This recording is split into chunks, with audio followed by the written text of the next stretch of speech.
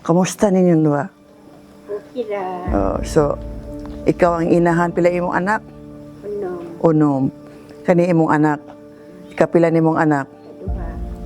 So, unsa man dayon nag-eskwela pa ka? Unsa may grado nimo karon? First year college. Sa unsa man kurso? IT. IT. Asa ka eskwela? Sa it's a Religious State College. Oo. So kanang eskwelahan na day. Suod kay na sa akong dughan. Ingon ko nga suod tungod atong hinumduman akong ginikanan akong mama usa to ka maestra. Ako pong ugangan ang inahan ni Governor Cerilles. Usa po to ka maestra. Filipino supervisor to. So kani among programa sa edukasyon mo jud na among una o ingon ko amo jud ang gipangusga nga mahinayon jud. O karon ubay-ubay na jud nga nahimong professional sa maong eskwelahan. Suod kay na sa akong dughan kay kami man jud gamug na ana, no?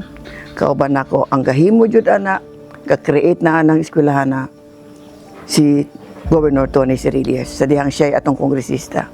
Pagsunod nako sa iya pagka-kongresista, ako po gahimo nga nahimong G.H. Cerilles State College. Paghimo na mo anang maong State College karon, kami dyan nangitag paagi nga mahimo na kami nagdonar sa mga yuta din na para lang dyan mabutang na. So subo lang palang dungon nga karon ang nagdumala ilang gipamutol ang atong extension campuses.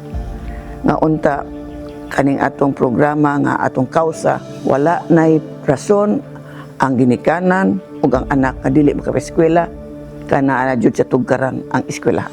Daghan kayo nangutana nako dahil daghan kong ga-text o nga nung mobalik ko. Sa tinuod lang, I have nothing to prove anymore. Nahimo na ko niyong gobernador, 9 ka tuig. Nahimo sa ko niyong kongresista, 12 ka tuig. So wala na jud unta ko'y balikan. Ba't nga na yung balik ko? Tungod aning rason nga kaning pagbalik nako, mobalik pod puhon kining tanan nga ilang giputol nga mga extension campuses sa atong G.H. Cerilles State College. Unta, banan ko ninyo aning atong kausa para ang edukasyon sa kabataan ibalik na to sa tugkaran.